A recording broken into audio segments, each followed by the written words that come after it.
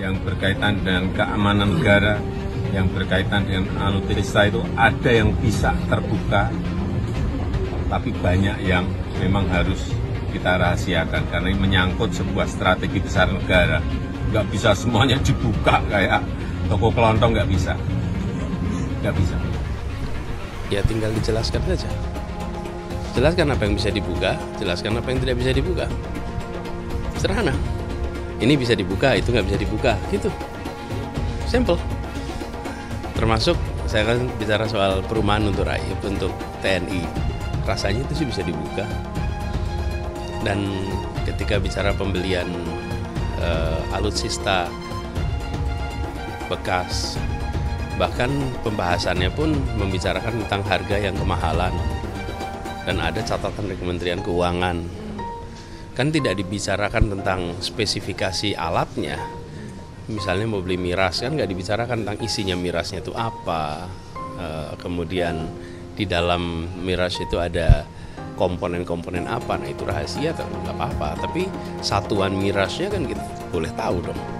Dan saya rasa di situ kan diumumkan juga.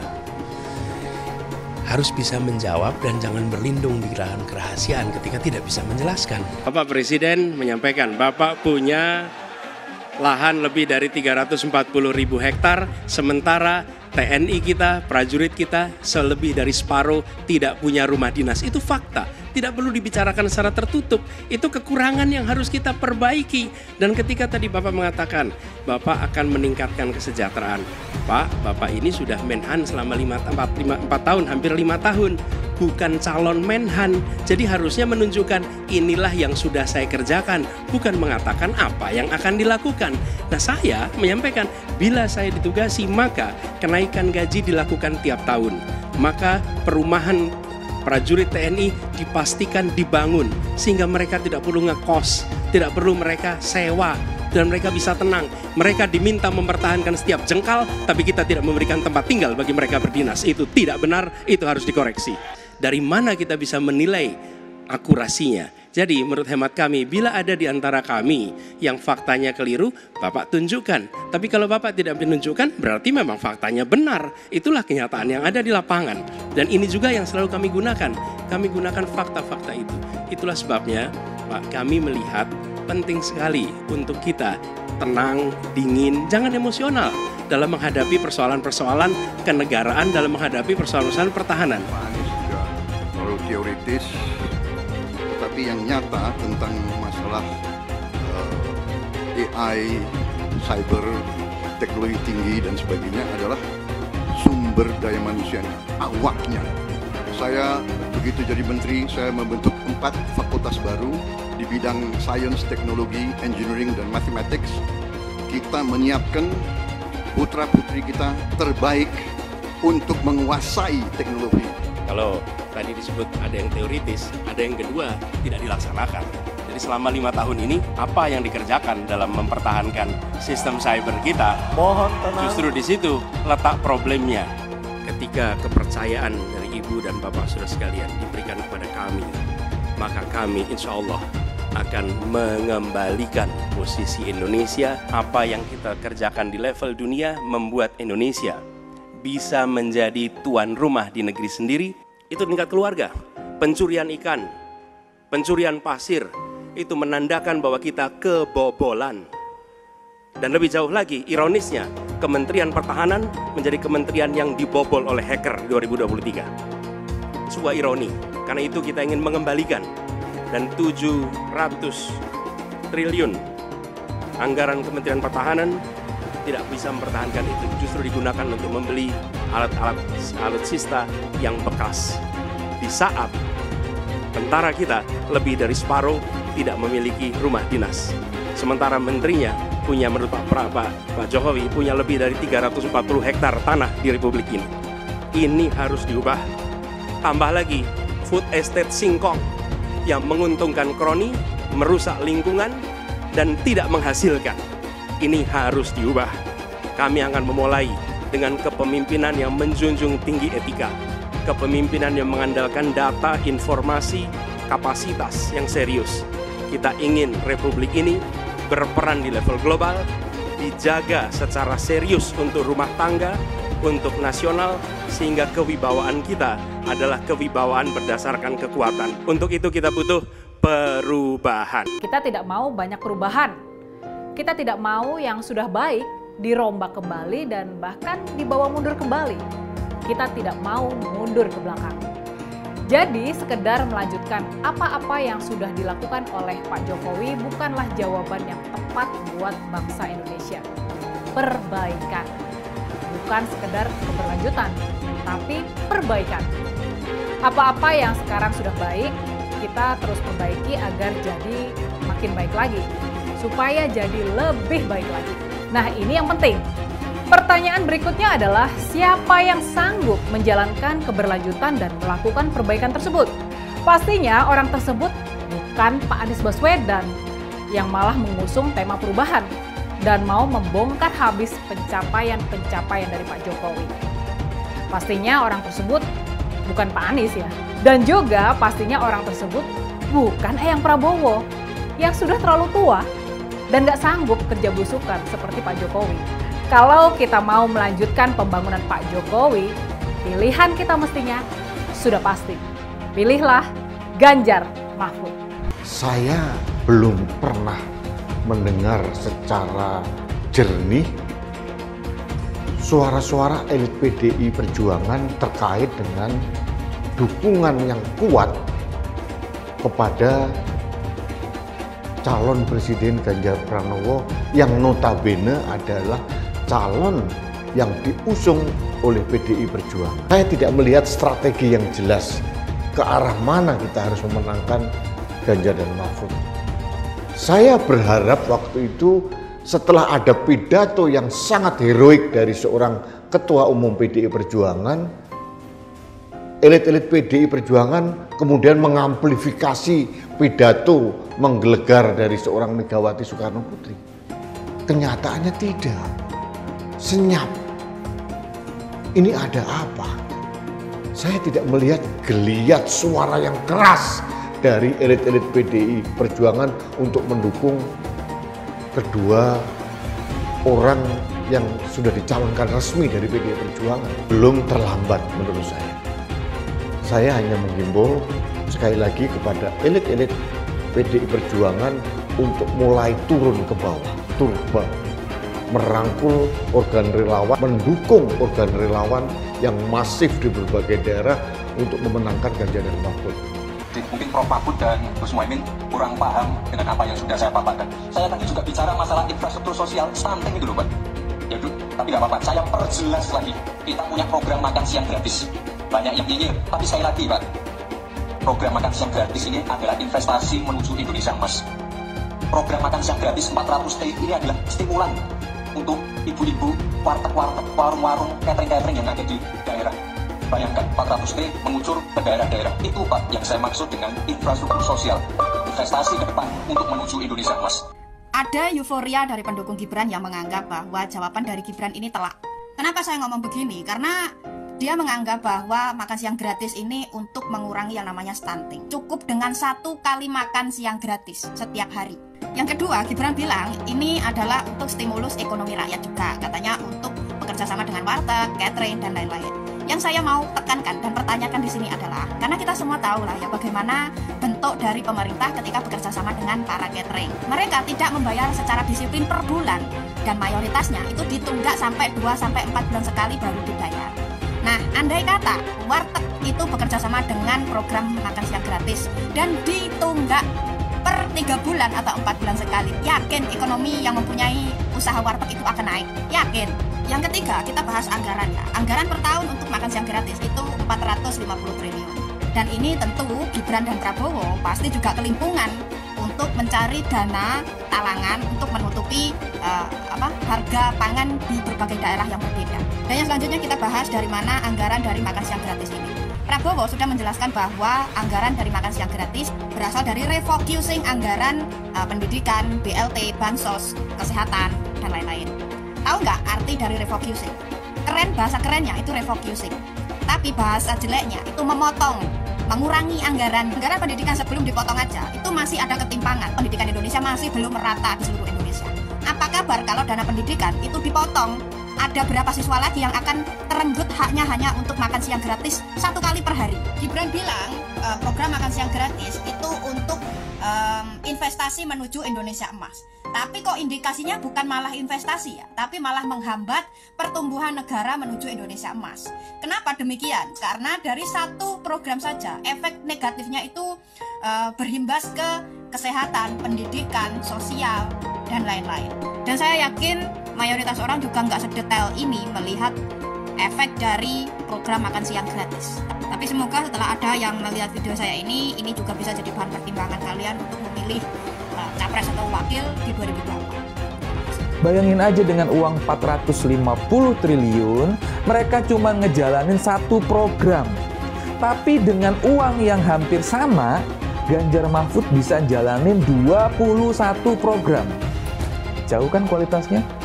Ganjar Mahfud juga akan bikin program yang nggak bakalan nyusahin rakyat. Bagi Ganjar Mahfud, uang rakyat yang 450-an triliun itu lebih baik dipakai untuk hal yang produktif.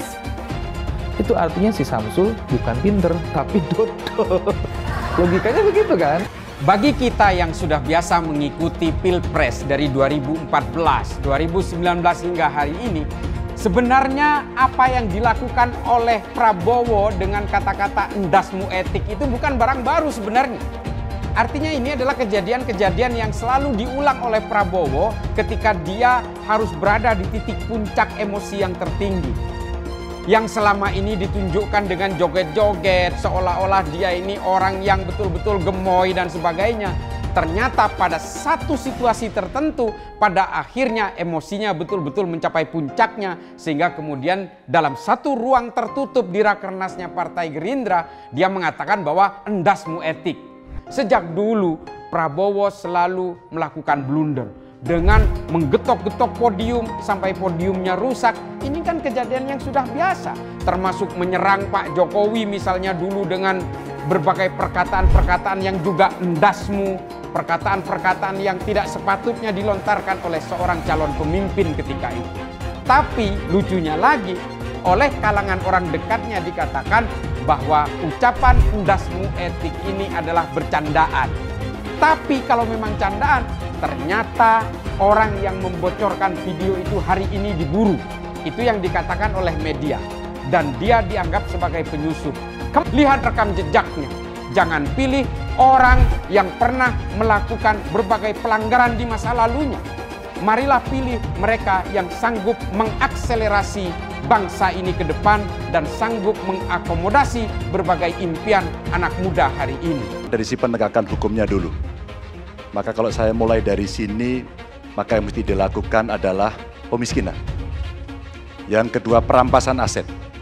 Maka segera kita bereskan undang-undang perampasan aset dan untuk pejabat yang korupsi bawa ke Nusa Kambangan agar bisa punya efek jera bahwa ini tidak main-main. Tidak ada lagi jual beli jabatan. Yang kedua, jangan biarkan mereka store pada pemimpinnya. Kalau ini terjadi, kerunyaman itu akan muncul dan pemimpin tidak boleh ragu untuk memutuskan itu. Menko Polhukam itu sudah ada lebih dari 15. Tapi saudara, di dalam sejarah kan tidak pernah ada Menko Polhukam melakukan tindakan hukum. Karena alasannya saya kan hanya koordinator. Kalau saya sikat semua. Koruptor, mafia, penjahat, saya ikut turun tangan. Dan itu kalau saya ada di posisi baru yang lebih luas kewenangannya, itu nanti akan lebih banyak yang saya lakukan untuk itu. Ya, selain melanjutkan dan bahkan mempercepat pembangunan IKN, Ganjar juga akan memberikan internet gratis dan super cepat. Nah, ini kan justru sangat luar biasa. Program internet gratis ini adalah program yang dicanangkan oleh pasangan Ganjar dan Profesor Mahfud MD. Nah, sedangkan program makan siang gratis itu adalah program dari pasangan Prabowo dan Gibran. Nah, sekarang saya ingin bertanya juga, kira-kira ya, kalau disuruh untuk memilih, kalian akan lebih memilih program internet gratis atau program makan siang gratis?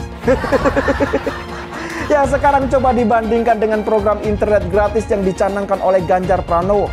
Nah, kira-kira mana yang lebih bermanfaat untuk siswa didik? Saya yakin pasti akan lebih banyak yang memilih internet gratis daripada makan siang gratis. Republik ini penuh dengan pengorbanan, tahu tidak? Mengapa sekarang kalian yang baru berkuasa itu mau bertindak seperti waktu zaman Orde Baru?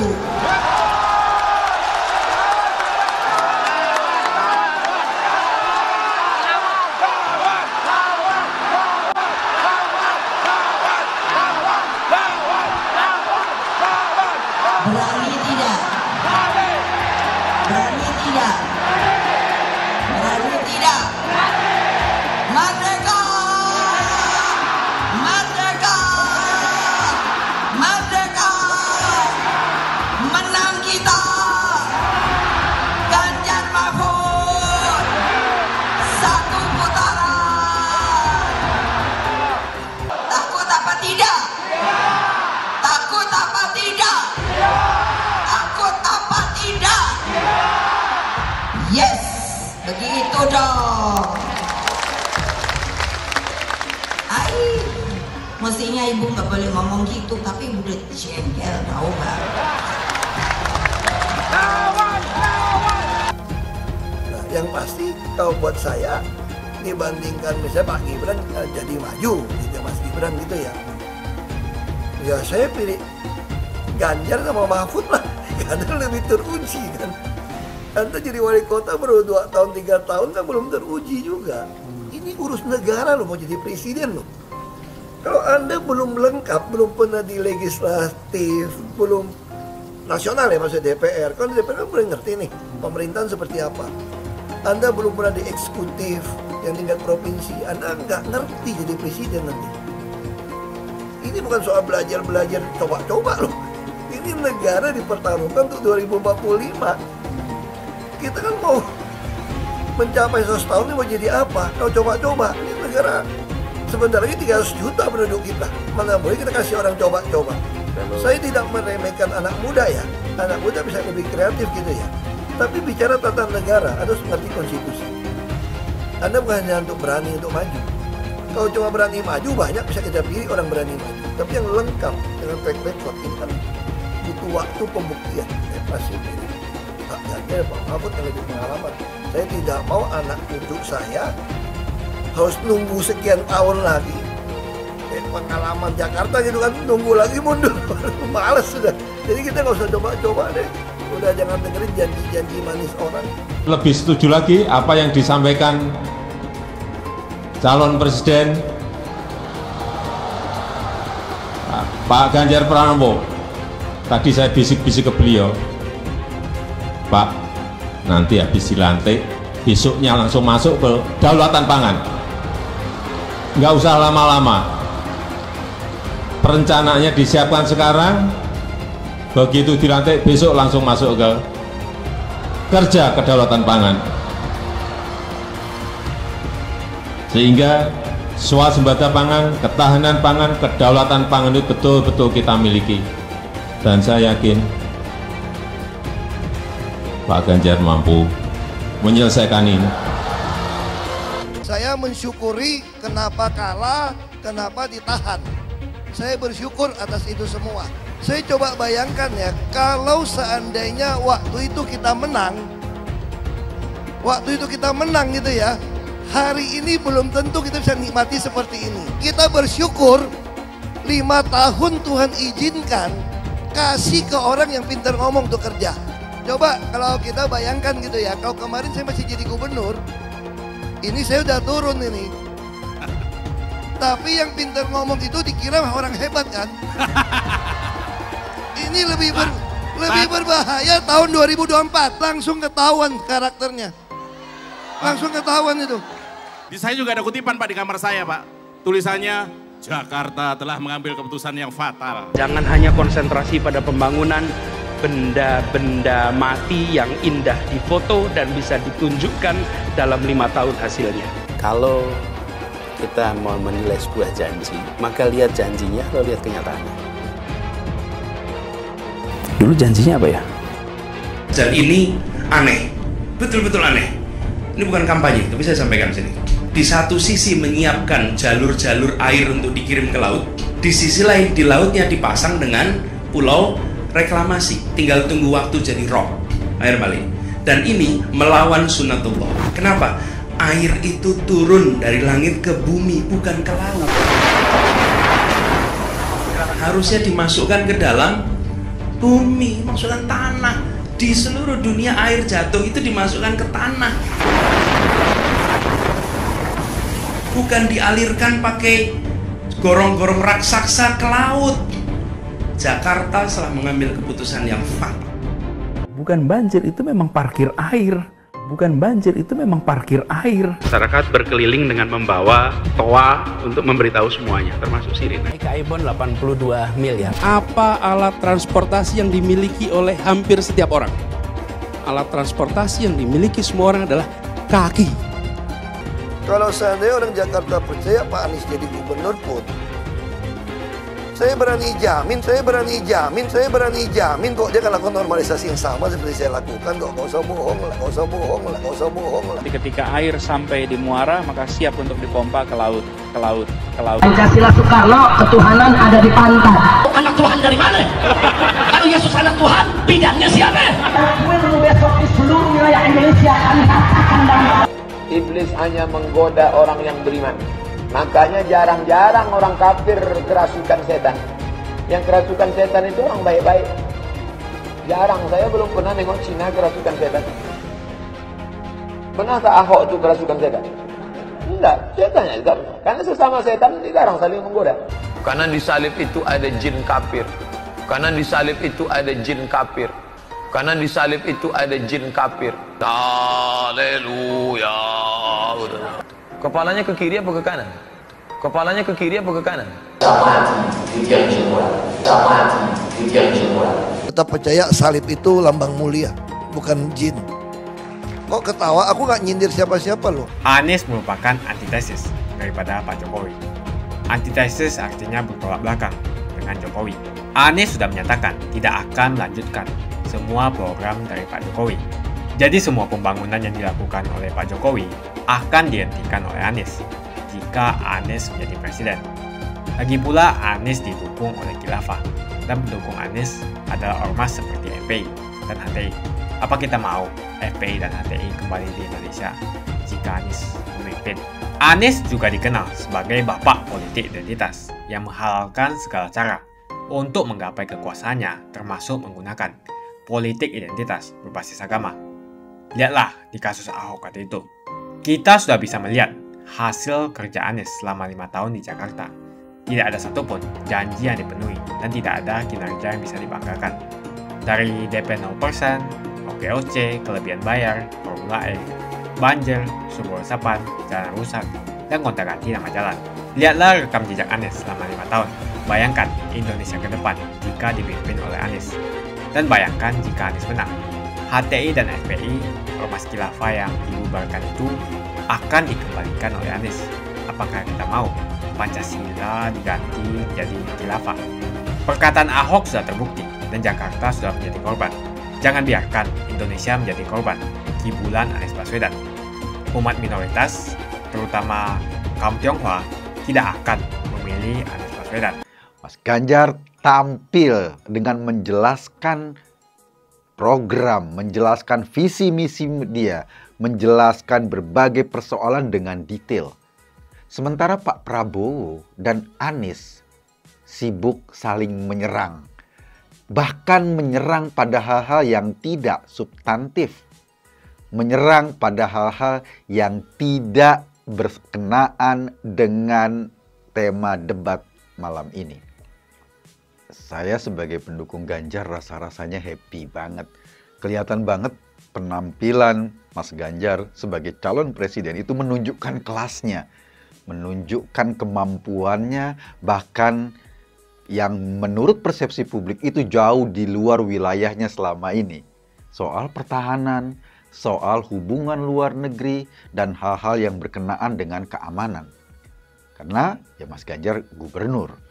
Dan dia memang berkecimpung dalam problem-problem dalam negeri secara serius. Prabowo kelihatan banget kejengkang-jengkang di debat sekarang. Padahal dia adalah Menteri Pertahanan. Dan debat kali ini bicara soal pertahanan. Bicara soal hubungan luar negeri. Sesuatu yang sebetulnya menjadi aktivitas sehari-hari dia. Tapi justru dia yang babak belur. Kenapa babak belur? Karena memang kebijakan-kebijakannya selama menjadi Menteri Pertahanan banyak dipertanyakan publik. Contoh, kebijakannya membeli pesawat tempur bekas yang dulu itu sudah mau dihibahkan secara gratis ke Indonesia. Tapi pada saat ini Prabowo ingin beli seharga 12 triliun.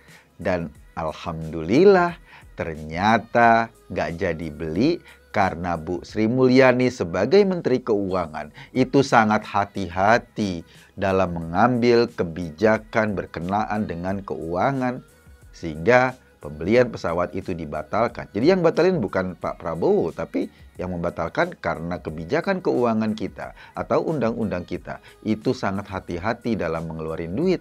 Kalau Pak Prabowo mungkin nggak terlalu peduli.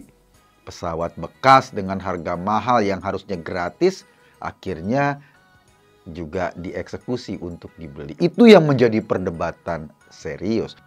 Waktu itu Qatar memberikan gratis, tapi kita menolak. Kenapa? Karena memang biaya perawatan pesawat tempur itu sangat mahal sekali. Ada syarat-syarat khusus yang pada akhirnya kita terbebani dengan biaya-biaya perawatan atau biaya maintenance, biaya dan lain-lain. Tapi kali ini juga dengan biaya perawatan yang sama pastinya. Prabowo ngambil langkah untuk membeli yang dulu kita tolak. Ini data yang tidak boleh dibuka. Dengan alasan itu maka kemudian dia menyalah-nyalahkan orang lain. Bro, ini debat presiden bro. Debat capres, calon presiden. Kita perlu tahu juga data-data tentang pembelian pesawat, data-data tentang bagaimana kekuatan militer kita, data-data tentang bagaimana persenjataan kita. Kalaupun nggak harus dibuka semua, uang datanya nyatanya cuma waktu 2 menit, 3 menit. Tapi setidaknya perspektifnya penting disampaikan agar masyarakat ngerti. Balik lagi ke dalam perdebatan tadi, ketika Anies itu saling menyerang dengan Prabowo dan kemudian Prabowo berkali-kali ngomong, saya nggak bisa buka datanya di sini, saya nggak bisa buka datanya di sini. Dan kemudian menyalahkan bahwa data yang dipakai oleh Anies Baswedan salah, data yang dipakai oleh Ganjar Pranowo salah. Tapi Prabowo nggak bisa menunjukkan mana yang benar. Bukan dengan alasan bahwa data itu salah, dan kalau mau tahu datanya silakan datang ke saya akan menjelaskan. Bukan dengan begitu cara menjawabnya. Seolah-olah yang paling ngerti militer cuma dia sendiri. Dan terbukti dalam debat dia AUU. Nggak ngerti banyak atau tidak menjelaskan banyak soal persoalan pertahanan dan keamanan kita. Untung aja perdebatannya tidak masuk ke dalam diskusi soal pertahanan pangan. Ketika dalam program food estate yang ditangani oleh Kementerian Pertahanan, nanam singkong jadi jagung tumbuhnya karena singkong gagal. Dan itu yang juga menjadi titik tekan soal digitalisasi misalnya, soal berkenaan dengan serangan kebudayaan, serangan ideologi, dan ini juga menjadi problem serius dalam pertahanan kita. Tapi yang namanya orang jadul ya, membaca ini barangkali agak kesulitan sehingga akhirnya dia tampil seperti samsak. Satu hal mungkin, Pak Prabowo dibesarkan dalam kondisi militer zaman Orde Baru. Kondisi militer di mana masih terjadi banyak perang, banyak konflik bersenjata di berbagai negara di dunia. Sehingga kemudian dalam perspektifnya Pak Prabowo yang namanya pertahanan dan keamanan melulu soal senjata, melulu soal berkenaan dengan kekuatan-kekuatan militer. Padahal zaman sudah berubah. Zaman sudah bergerak dari kekuatan yang melulu hard power menjadi soft power. Karena Indonesia butuh persatuan, Indonesia butuh pemahaman. Persatuan bukan berarti mengiyakan yang salah, tetapi berdiri di tengah untuk menjelaskan visi dan misi secara clear agar masyarakat Indonesia tahu siapa yang paling pantas sebagai pemimpin Indonesia ke depan. Debat ini makin seru karena justru Ganjar juga melakukan kritik yang berbasis data kepada kondisi pertahanan kita yang notabene dipimpin oleh menterinya, dan menterinya adalah Prabowo Subianto. Jadi boleh dikatakan dalam debat kali ini Prabowo kejengkang-jengkang. Anies kelihatan banget marahnya atau kelihatan banget sakit hatinya ke Prabowo. Sementara Mas Ganjar posisinya menjelaskan pikirannya sambil melerai dua anak ini yang terus-menerus bertengkar. Dulu Anies bisa menang karena menggunakan agama dan etnis. Isu agama, ras, dan antar golongan dinikmati oleh relawan Anies. Saat itu Anies didukung oleh FPI, HTI, dan pengasong khilafah lainnya. Pada akhirnya Ahok harus kalah, namun kekalahan dia adalah kekalahan yang membuka mata rakyat Indonesia bahwa masih ada orang-orang yang menang dengan cara menggunakan politisasi agama atau politik identitas berbasis agama. Ternyata banyak sekali orang yang dengan mudah terhasut lewat jalan-jalan seperti itu. Relawan Anies terutama dari FPI, HTI, PA212 seperti Bahar Smith dan Rizik Syihab selalu menghujat Cina, etnis Cina. Tapi saat ini negara Cina sudah menjadi nomor 1 di dunia. Saya bangga sebagai Cina. Etnis Tionghoa dicap sebagai pemberontak, sedangkan etnis Arab dianggap sebagai Tuhan atau tuan dari pribumi. Etnis Arab dipuja-puja dan dianggap sebagai dewa. Lihat saja Rizik Syihab dan Bahar Smith dipuja-puja, padahal mereka mengujar kebencian. Pengasong khilafah seperti Rizik Syihab, Bahar Smith, dan teman-teman, mereka hanya buat gaduh di Indonesia. Sedangkan negara yang mereka sanjung-sanjung itu, Arab Yaman, masih belum maju dan masih terbelakang. Saya percaya Indonesia dengan mayoritas pribumi juga akan menjadi negara maju. Seharusnya Arab Yaman belajar dari negeri Cina. Seperti kata kitab suci, belajarlah sampai ke negeri Cina. Anies dan juga pendukung Anies seperti Rizik Syihab, Bahar Smith, dan kelompok-kelompok HTI dan FPI harus belajar ke negeri Cina supaya tidak lagi melakukan kelebihan bayar. Yang jelas saya memilih pribumi, bukan yang dari Yaman. Ganjar jelas pribumi, nasionalis, dan pasti akan melanjutkan visi dan misi dari Pak Jokowi. Suara Ahok merepresentasi warga minoritas, dan etnis Tionghoa mendukung Ganjar Pranowo. Ahok pasti akan mendukung Ganjar, karena Ahok anti radikalisme. Ahok yang jelas tidak akan mendukung Anies Baswedan, karena Anies Baswedan didukung oleh kelompok khilafah, HTI, dan FPI. Ormas terlarang itu. Anies merupakan antitesis daripada Pak Jokowi dan diragukan kenasionalisannya, apalagi pribumiannya. Antitesis artinya bertolak belakang dengan Jokowi. Anies sudah menyatakan tidak akan melanjutkan semua program dari Pak Jokowi. Jadi semua pembangunan yang dilakukan oleh Pak Jokowi akan dihentikan oleh Anies jika Anies menjadi presiden. Lagi pula Anies didukung oleh khilafah, dan pendukung Anies adalah ormas seperti FPI dan HTI. Apa kita mau FPI dan HTI kembali di Indonesia jika Anies memimpin? Anies juga dikenal sebagai bapak politik identitas yang menghalalkan segala cara untuk menggapai kekuasaannya, termasuk menggunakan politik identitas berbasis agama. Lihatlah di kasus Ahok kali itu. Kita sudah bisa melihat hasil kerja Anies selama 5 tahun di Jakarta. Tidak ada satupun janji yang dipenuhi dan tidak ada kinerja yang bisa dibanggakan. Dari DP 0%, OKOC, kelebihan bayar, Formula E, banjir, sumber resapan, jalan rusak, dan gonta-ganti nama jalan. Lihatlah rekam jejak Anies selama 5 tahun. Bayangkan Indonesia ke depan jika dipimpin oleh Anies.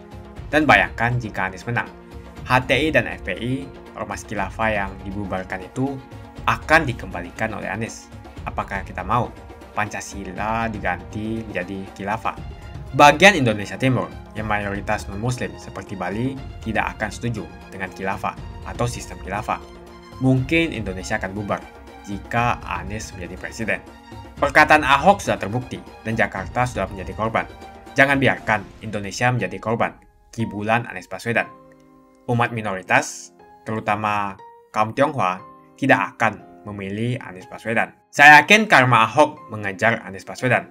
Dulu Anies memainkan politik identitas kepada Ahok. Sekarang Anies dipertanyakan kepribumiannya karena dia teriaman.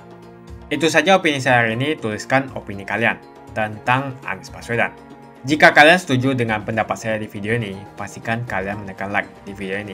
Dan bagikan video ini ke teman dan family Anda supaya mereka semua mengetahui tentang informasi ini.